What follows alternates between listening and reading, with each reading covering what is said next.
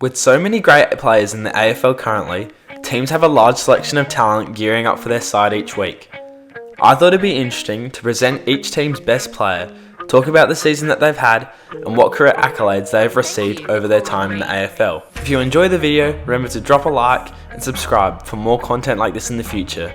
Without further ado, let's get into it. The Crows' best player is Rory Laird. It was another consistent year for Rory, leading the Crows midfield in the 2021 season. Laird is one of the top disposal getters in the league, displaying an elite level of clearances and tackles in his game. Some of his career accolades include winning the Crows' Best and Fairest award and being a two-time All-Australian. This year, Laird averaged 32 disposals with 6 tackles and 4 marks a game. An underrated player in my opinion, Rory transitioned from the backline into the Crows midfield this year, providing impact of a high importance, demonstrating his ability to be the Crows' best player.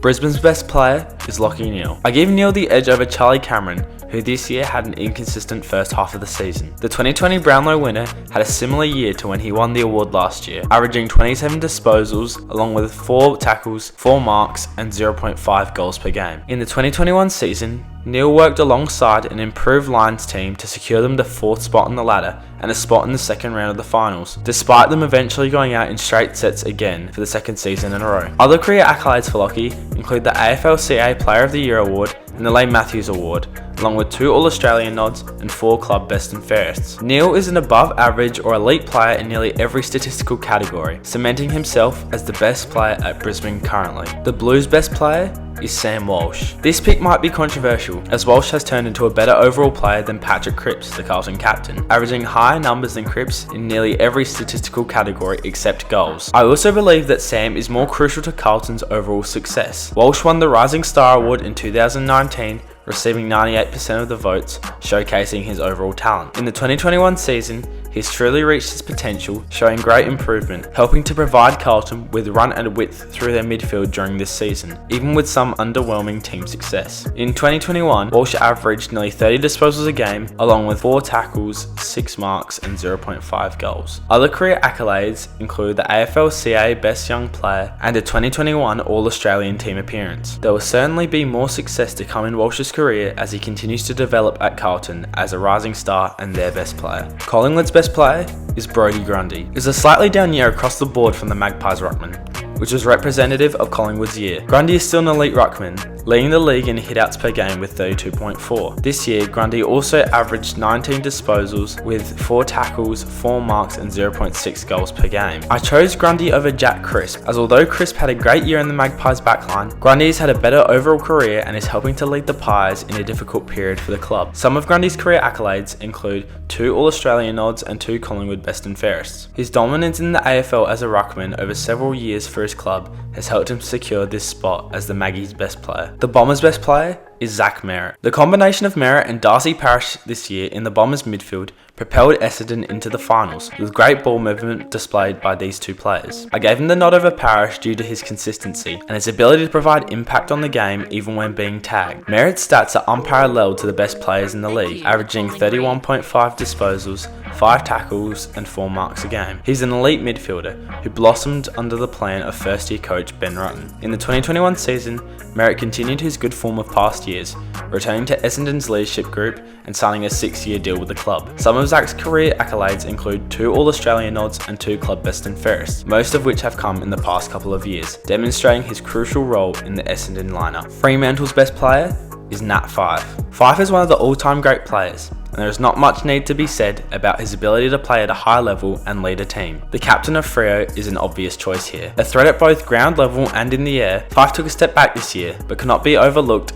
as the club's best player. In the 2021 season, he averaged 24 disposals, 4 marks and 4 tackles per game, helping to lead Freo to their best season since 2015. Some of his career accolades include 2 Brownlow medals, 2 AFL MVP awards, 3 All-Australian nods and 3 club best and fairests. It was hard to overlook Fyfe as he is the obvious choice for Freo's best player. The Cats' best player is Patrick Dangerfield. Even though I don't really like Danger as a Crows fan for obvious reasons, I have to admit he's one of the best talents in the league when playing at his best. Danger as an overall player is one of the best in the league, and his consistency over the past couple of years is the reason I selected him over Tom Stewart and Tom Hawkins, who had better individual seasons. This year, Danger averaged 23 disposals a game with 3 marks and 5 tackles. It was a bit of a down year from Danger, but he experienced more success from a team standpoint, leading the Cats to a prelim appearance. Some of his career accolades include a Brownlow, an AFL-CA Player of the Year award, 8 All-Australian nods, and 4 club best and fairests. Gold Coast best player is Touk Miller. Miller experienced a career best year in 2021,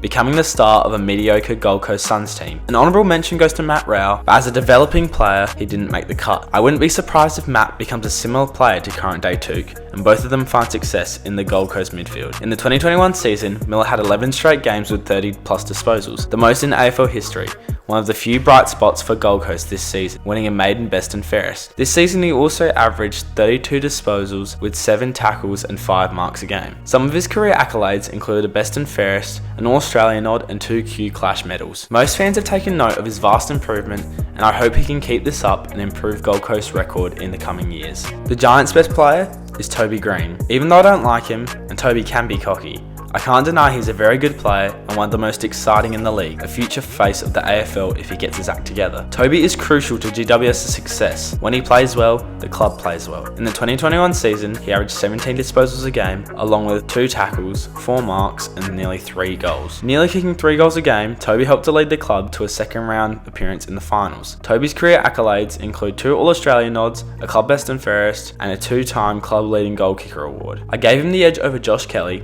as I think he directly contributes to GWS's success in a bigger way, as shown in their recent finals appearance. That's why Toby Green is the Giants' best player. Hawthorn's best player is Tom Mitchell. Mitchell, a Brownlow winner, had another stellar season, cementing himself as the best Hawks player by a large margin in my opinion. Although he may not be the most effective by disposal, the sheer number of his stats puts him up there as one of the best ball getters in the league. In the 2021 season, a disappointing one for the Hawks, Mitchell continued to gather disposals galore, averaging the most per game in the AFL at 34.3 a game. Along with this, he also averaged 5 tackles, nearly 5 marks and 0.4 goals per game. Some of his career accolades include a Brownlow, an AFL MVP, 2 All-Australian nods and 2 club best and fairests. His ability to get the ball at such a high rate cements himself as the Hawks' best player. The Demons' best player is Christian Petraka. This may be a controversial pick, as Clayton Oliver was voted as the AFL-CA Player of the Year, but I believe Petraka is more versatile as a midfielder and a half forward in comparison to Clayton. The improvement of Melbourne this year has shown a direct correlation with Petraka's development as a player,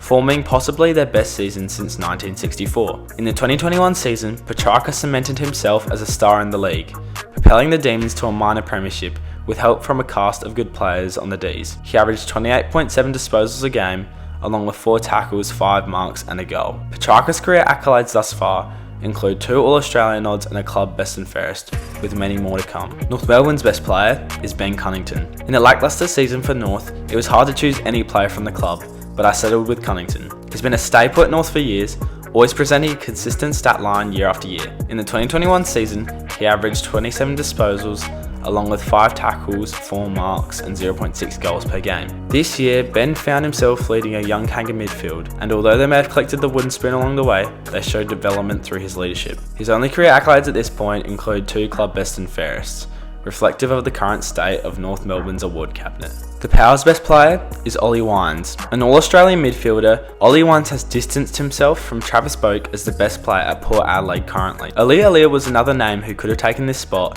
himself achieving All-Australian standards, but Wines displayed the way in which he led Port to the second spot on the ladder off of his ball movement. In the 2021 season, Wines led the Port midfield with prowess, helping the Power to a prelim spot appearance, although they would eventually lose in disgrace to the Doggies. He averaged 32 disposals, 4 tackles, 4 marks and 0.4 goals a game this season. Some of Wines' career accolades include a 1-time All-Australian nomination, as well as being the Power's captain through this historic run for the club.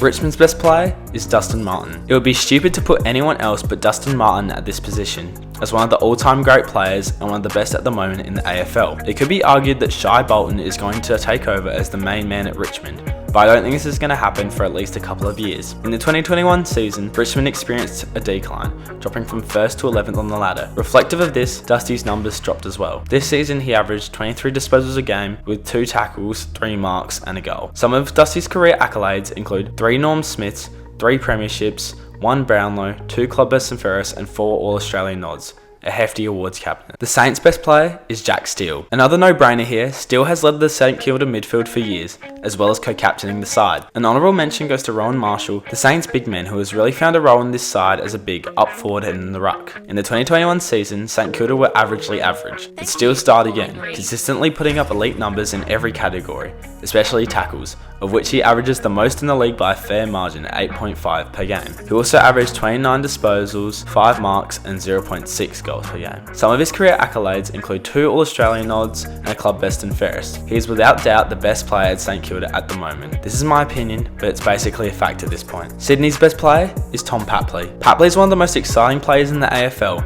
and is the second best small forward in the league at the moment, behind Toby Green in my opinion. I could have chosen Isaac Heaney here, but I feel like in recent times, Papley is more important to Sydney's success, and provides excitement and leadership within the club. In the 2021 season, the Swans recovered from a lacklustre 2020 season, reaching a finals berth behind Papley's play. He averaged 14 disposals, along with 2 tackles, 4 marks and 2 goals per game this season. His career accolades thus far include being an All-Australian this year, and being a 2-time club leading goal kicker. Papley is the Swans' best player, who is reaching his full potential at the moment within the club. I didn't watch too many West Coast games this year, a down year for the club, so I was surprised to see the All-Australian type year that Nick Nat had.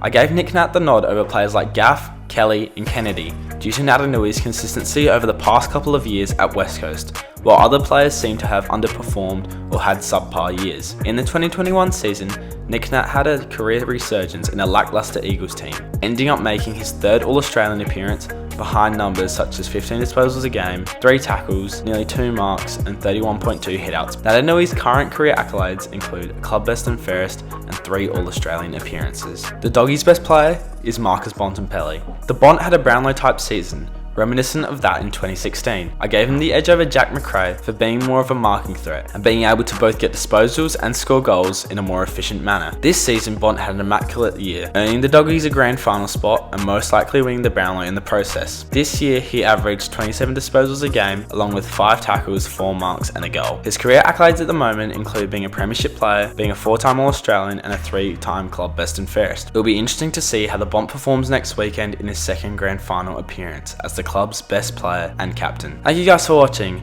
Let me know down below if you agree or disagree with any of my takes. Make sure to leave a like on the video and subscribe for more future content like this. Have a good one and cheers.